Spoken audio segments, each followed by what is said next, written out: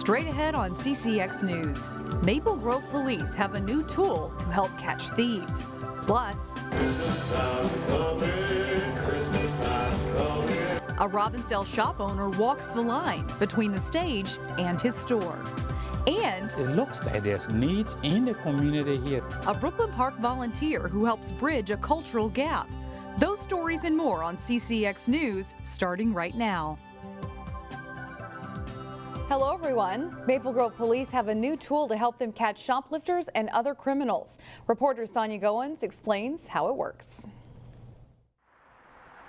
It's that time of year again. Lots of folks are shopping for that perfect holiday gift. Maple Grove is a popular destination, attracting shoppers and people who might not want to pay for their items. Kind of load up real quickly their arms or shopping carts, bypass all means of purchasing it, get in a vehicle and leave. Officials say thefts are up 20 to 35% in the city during the holidays. It's pretty significant. This is the fourth year Maple Grove Police launched its holiday retail crime initiative. We have our Safe Streets unit, that's a plainclothes unit, in conjunction with our patrol officers, have targeted efforts in the retail area. But this time around, cops have a special mobile camera unit. So there's a sergeant squad. In their arsenal of tools to catch crooks. We started using the camera right after Thanksgiving. Right now, the unit is stationed outside Arbor Lake Shopping Center, where there's a lot of traffic coming and going. A total of 6 cameras are mounted in the unit. We've zoomed in on different vehicles, and we're able to see what was going on and then relay that information to officers and conduct traffic stops. Now the cameras are pretty powerful. I'm about 50 yards away and you can still see the CCX letters on my hat. The clarity allows officers to go after suspects. Police move the camera unit to different shopping areas within the city. Keep a safe and secure environment for citizens to shop. Officials say the cameras are something the department can utilize all year round. We can use it at Maple Grove Days, during the parade events. We can use it in neighborhoods that are experiencing problems. In Maple Grove, Sonia Goins, CCX News. The camera unit cost $53,000. Maple Grove Police purchased the cameras with criminal forfeiture funds, so the cameras did not come as a cost to taxpayers.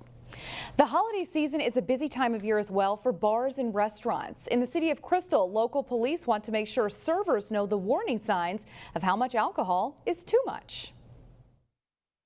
Bar owners, bartenders, servers, business owners that serve alcohol and tobacco, they're kind of the first line of defense against over-serving or underage serving.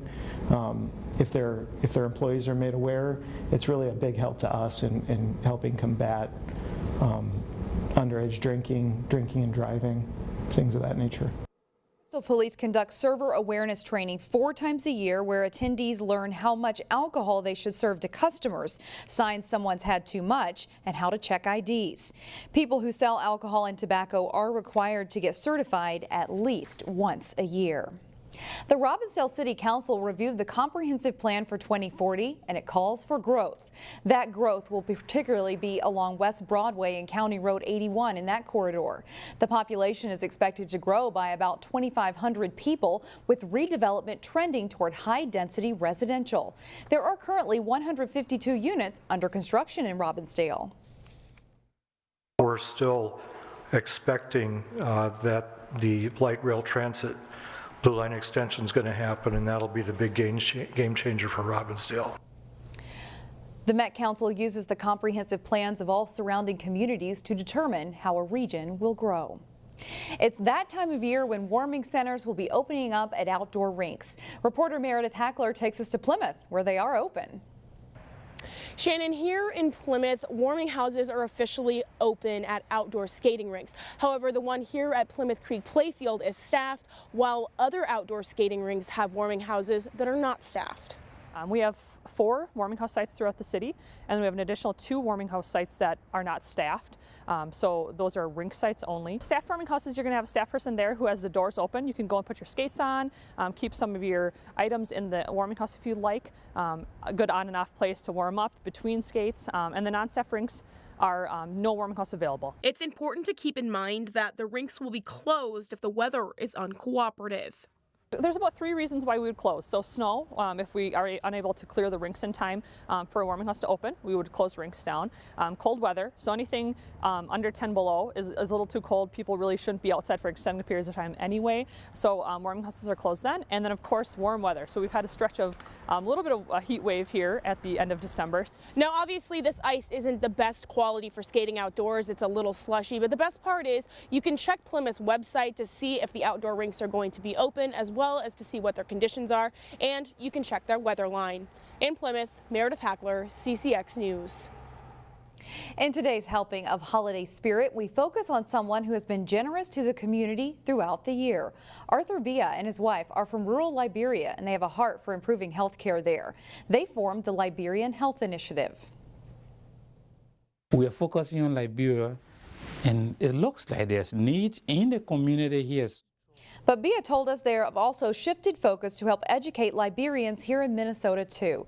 They host health fairs and partner with medical groups to try to educate people in a culturally appropriate way how to live with diseases like hypertension and diabetes. If you have to explain to you, it's not in a culturally appropriate way. When you're talking about food, it's not the kind of food you eat. When you're talking about carbs, what is carbs? So people do not know. So we try to take that and translate it in the cultural way. It is all a volunteer effort for Biah. The next educational event is scheduled for February in Brooklyn Park. Still ahead on CCX News, we will learn about a standout student from Plymouth. Plus, the girls basketball team at Heritage Christian Academy in Maple Grove is one of the top small school teams in the state. But first, let's talk weather. You could be seeing some after Christmas snowflakes next week. Today's standout student comes from West Lutheran High School in Plymouth. Neil Persley introduces us to Caitlin Larkin. She has grown so much in confidence as a freshman to a senior. I've taught her English, so starting from writing and grammar as a freshman now to she's in a college level literature class, and she has just grown so much in her confidence as a student. It's really great to see. Senior Caitlin Larkin excels in many areas at West Lutheran High School. I try really hard in school, and I think that definitely shows in my grades. Like I put school as my priority while I'm here. I also partake in a lot of extracurriculars. I'm also involved in yearbook, student council, NHS, and those type of things here. Besides having a better than 4.0 GPA and being captain of the basketball team this year, Caitlin also participates in the choir. I really like the song Joy to the World. I'm actually accompanying that piece this year for the concert, which is really cool. I love playing piano. I also really like Mary Did You Know. Susan Decker's had the opportunity to teach and observe Caitlin all 4 years that she's attended West Lutheran High School. One of the things I really admire about Caitlin, obviously, is just her kindness to other people. I try to treat everyone with respect. This kind of goes along with our religion, as this is like a Christian school. You obviously want to treat everyone with love and respect, just as you want to be treated. Caitlin has a strong interest in anatomy and biology and said that when she leaves, she'll miss the intimate atmosphere at West Lutheran. All the teachers know every student by name, and you really get a good relationship with them, especially if you're struggling in that class. They have time to talk to you and help you figure out what you need. In Plymouth, Neil Persley, CCX News. Up next, we go to the Church of Cash. But first, CCX fishing pro Terry Tuma has his first ice fishing tip of the season. Jay Wilcox is in next with sports. The Heritage Christian Academy girls basketball team broke through to reach the state tournament for the first time ever last season. The Eagles are building toward another shot at state. It's so far so good for the Heritage Christian Academy girls basketball team. The Eagles enter Thursday night's game with a 7-0 record. Yeah, I think we're definitely doing well. I think we're coming out strong, and I think that's a big thing, but I think we also have a lot of room to improve, which is exciting.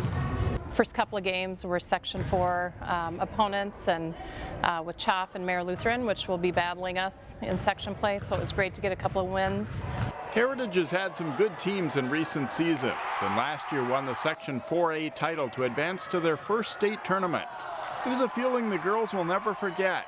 Yeah, we definitely want to get back there. It was such a cool experience playing at Williams Arena, and we want to play on that new court this March, so yeah. Yeah, it was sweet. It was really cool how our entire school got involved. We had a huge pep rally the day we went out, and it was super cool how everyone came together. And it was big for the team, gave a big send-off for our seniors, and it was super fun. It's pretty great. I mean, I kind of consider it a shot in the arm. Anytime you can win that big game to make it to state and play at Williams Arena, I think is always going to be just something in the back of your mind. We've been there, and it kind of just allows our players to experience something that's totally different. It's still a relatively young team with just a couple of seniors. One of those seniors is star guard TAYLIE Scott, who is averaging 17 points per game. It's stopping the opponents that's gone best for the Eagles early. Our defense has been blowing people's minds, and it's been a lot of fun to come out with such athleticism and quickness. So we're doing a great job on defense, and that's helped us get a lot of just easy buckets, layups in transition and stuff like that. But yeah, we haven't really gotten to our groove shooting yet, but I think it'll come. They aren't the underdog up-and-coming team this season. Heritage is ranked 3rd in the state, but they say the approach stays the same. Treat every game like it's the biggest of the season. The Eagles play at Pack Charter Thursday night and then host Minnehaha Academy on Friday night. Well, Brennan Boynton is in his 4th year of varsity play for the Champlin Park boys hockey team. On this week's Sports Jam show on CCX, we profile the Rebels senior. Here's John Jacobson with a clip from that story. In a recent Rebels game, Brennan stopped 57 Andover shots in a loss. It's fun. It's also a lot of pressure, a lot of hard work, but it's fun to get those games every once in a while to see what you can do with that many shots coming in. That kid's a special talent. We're really lucky to have him, and we've been lucky to have him for 4 years. You know, the kid, he just works hard day in and day out. You know, we rely on him a lot, especially with some of the teams that we're playing this year, to keep us in games. That's what makes him a special goalie. You know, you got a guy back there you can count on, and allows the guys in front of him to play a little bit more relaxed, a little bit more comfortable, and he's just got that it factor, you know, and it's fun to watch him between the pipes every night. So. Brennan comes from a family of goaltenders. His grandfather played at Minneapolis Edison High School, and his father at Anoka. You can see the rest of that story and much more this week on Sports Jam. It's available online at ccxmedia.org.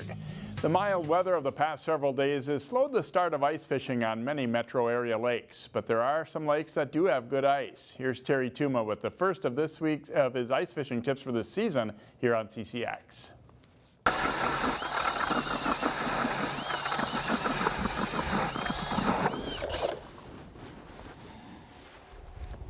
Welcome to another series of ice fishing tips right here on CCX Media.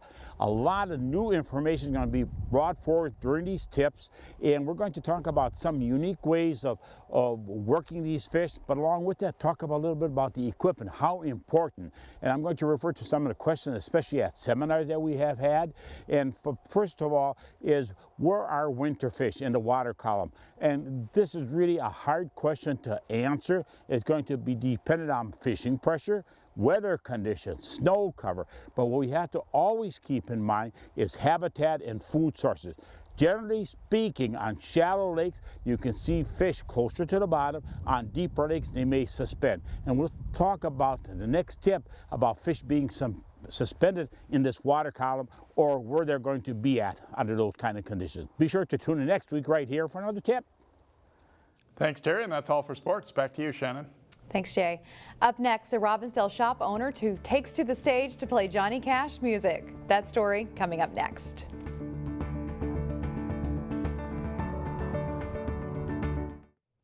If you've stopped to shop in Minnesota Makers in downtown Robbinsdale this holiday season, you might not realize one of the owners has another trick up his sleeve. He walks the line between his store and the stage. Jay Kalk is an artist at Minnesota Makers who makes jewelry out of Minnesota stone. I think what the most beautiful thing about the Minnesota is that it's the Lake Superior agate, and it's such a part of the Minnesota experience. Staying true to the material I like to think that I keep everything artistic. is what makes his work stand on its own as a thing of beauty. All right, let's get to it. Jay transforms his artistry to the stage in exactly the same way. I'm not trying to act like Johnny Cash. I'm not trying to do, I guess, an Elvis-style Johnny Cash show. Here's a nice little toe tapper for you. This one's called Gary. He lets the music of Johnny Cash speak for itself. My focus is to adhere to the song, give the song its own credence, and let that speak and sing to the audience, because that's what they're really here for, is the song. Jay Ernest sings Johnny Cash for the Church of Cash. And this is their Christmas show, performed here in an old firehouse. Christmas time's coming, Christmas time's coming. It's also one of the few shows the group performs in the Twin Cities. I think that's what Christmas should be all about. It should be simple, easy. Sometimes when you get around family, it's not so simple and easy, but They travel the Midwest and Europe, with the show gaining in popularity. the old man is not around anymore. I'm just here to carry on the torch for him. So much so that Jay even writes songs. And I wrote a song in a Johnny Cash style about Minnesota and trains. I mean, it's Johnny Cash through and through, but I wrote it. I looked up, then I saw a sign that said, "Welcome to Duluth." Jay grew up listening to Johnny Cash on the farm and went on to sing a range of songs as a classically trained musician. Your voice doesn't mature until you hit your early 40s. Now that I'm in my early 40s, I believe it finally landed. Which makes his voice the perfect instrument to relay the stories, the songs that resonate with so many. It's the emotional contact of me singing the songs that brings them back to that special point in their life. I think that's the real pull of what the Church of Cash can provide. Thank you, Johnny Cash. Merry Christmas to you, sir. The Church of Cash will be headed to Europe to perform in the new year. Minnesota Makers has also opened a second location in downtown Minneapolis. And before we go, we will leave you with the sights and sounds of a Christmas light display at a Plymouth home. Have a good day, everyone. Thanks for joining us.